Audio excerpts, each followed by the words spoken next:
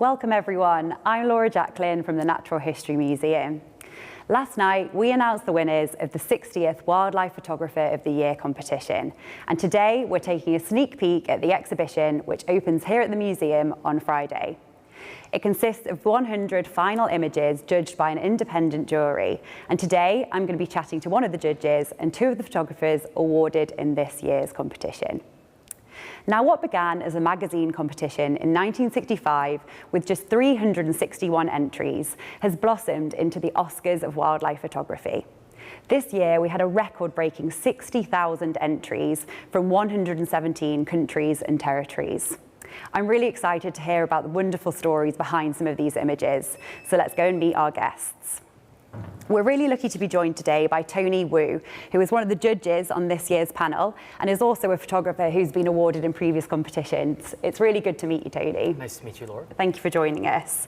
So could you tell us a bit about how judging works? How do you whittle it down to just 100 images? Well, in this case, we started by looking through each of us 60,000 images, which was quite a task. And then after that, we got together and spent about a week, I think it was actually a whole week, holed up in a room, in a dark room, looking at the photos about 8 hours a day, all day long. And then we slowly whittled that down until we got to a nice size, and then we had to debate each and every photo. And eventually, we got down to the last 100. Wow, such a big job. And what are you looking for when you're judging? I think there's no single criterion, but certainly technical competence is one. But more than that, I think it's, grabbing a wide range of viewers. We had 7 judges, all from different backgrounds. So if everyone liked a photo, it's quite likely that it would appeal to a wide range of people.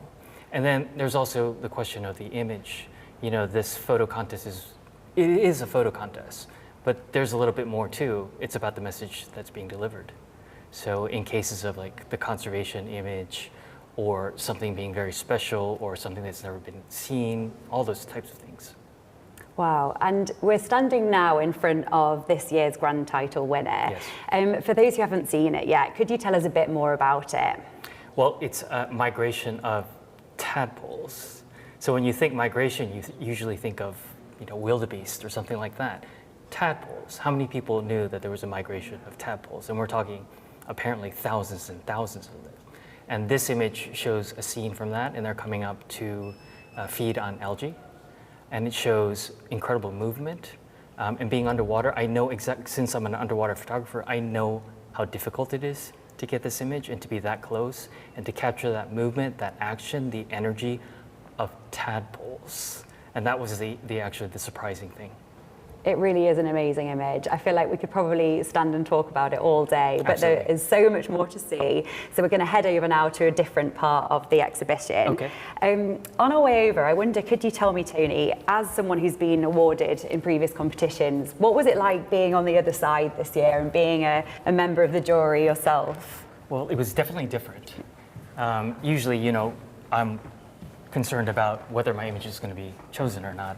And in this case, I was looking at so many images, I was actually putting myself in the shoes of the people who had submitted the images and really concerned about making sure that they got due consideration. And I'm sure that held true for all of the judges. So in that sense, it was incredible responsibility, but also feeling really good about it when we chose the images and then seeing them at the award and feeling a sense of happiness for them. Yeah, that must have been a really, really interesting experience of being on the other side of things. Yeah. So we're standing now in front of the young grand title winner. Mm-hmm. Could you tell us what made this stand out and catch the judges' eyes? Well, the images of a little insect called a springtail, which most people probably are not familiar with, but they're really, really small. Something like 1 or 2 millimeters, I think. Wow. And it's next to a slime mold, which again, most people may not be aware of. So the subject matter was special. The size, how small it was, or these subjects are, and then the way the photo was taken to make these subjects really clear, involving a technique called photostacking, which is not the most straightforward thing to do. And to see it so clear, and to know that it was a young photographer. So all of these things combined just made it the obvious choice. It really is like such an impressive image. Definitely. And I know this year, the 60th anniversary, there was a special prize, wasn't there, for a particular image. Could you tell us a bit more about that prize and why that was important? You mean the one for the 60 year, yeah, the Hope, yeah. I think we wanted to, there's so much going on in the world, and it's sometimes can be so overwhelming. We wanted to give, that sense of hope, and hence the title, the sense of, things can be better and things will be better. And to provide, a counterbalance to some of the other images that might show some of the not so happy moments that we have to face. Yeah, of course. And as a reminder, everyone can see these images online on the Wildlife Photography of the Year website at the moment as well. Thank you so much, Tony. It's been fantastic to get an insight from a judge's point of view. So thank you so much for joining us today. You're welcome. Thank you. So we're now going to go and chat to Shreyovi Mehta, who was a runner-up in the 10 years and under category this year. It's great to meet you, Shreyovi. Same here. Thank you so much for joining us. So we're standing in front of your amazing image. Could you tell me a bit about how you got started in wildlife photography? How did you get interested? So I belong to a family of wildlife professionals. My dad is a professional wildlife photographer. My mother runs a company called Nature Wonders. It's India's oldest phototourism company. So since I was 2, I've been spending 30 to 40 days in a forest every year. I love it when my parents are with me on the field, guiding me and telling me about animals, wildlife, and that is how I picked up their camera and my learning started. Wow, okay. So how old were you when you first started taking pictures? I was around 6 years old. Wow, okay. And could you tell us more about your image? So where was this taken? So in November 2023, me and my dad went to Keladi National Park, which is in Bharatpur, India. Okay. So in the morning, we were searching for Saras cranes till we came across a path with divine light and with 2 peahens at the center of the road. And I was enjoying watching that scene till there was a blue bull which came at the edge of the road, and it made that scene look so beautiful. There was a sort of change in the scene, it made it look so beautiful that I thought it was time to get the camera, and here are the results of the picture. Well, yeah, the results certainly show. So were there any challenges in taking this picture? In Bharatpur, you have to walk a lot, like you have to almost walk for 8 to 10 kilometers. And I walked 2 kilometers till I came across this path. And there are some problems of walking and like clicking boards. These are some challenges which I faced, yeah. And what would you say to encourage other young photographers who might want to have a go? I would say, like, I pursue my dream as photography, my hobby as photography. I want the other children of my age who want to learn photography to pursue their dreams as photography wholeheartedly. Oh, that's a great message and a good top tip. Well, thank you so much for joining us today, and I really look forward to seeing more of your amazing images in the future. So congratulations again. Thank you. Thank you. So we're now going to go and finally join Ian Ford, who has been highly commended in the behaviour mammals category this year. Some of you may have already seen this before because it's been used to promote the exhibition and awards this year. Hi, Ian. Hi. Thank you so much for joining us today.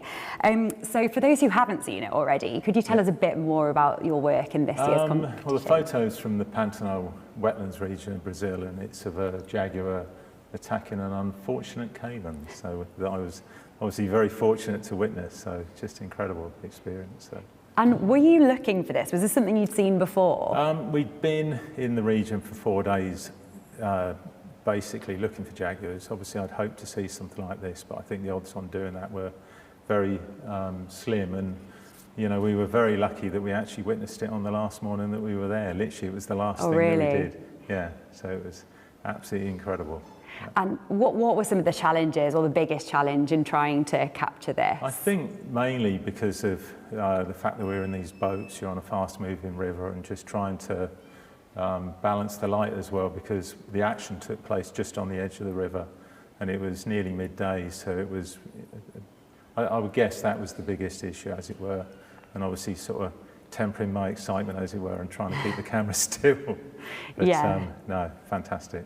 I mean, yeah, it is definitely a very exciting moment. And I've got to ask, I mean, what happened next? What did the jaguar do? Well, unfortunately, that was lunch. Right. So she swiftly dispatched the caiman and dragged it up the riverbank and disappeared into the bush. So, wow. Yeah.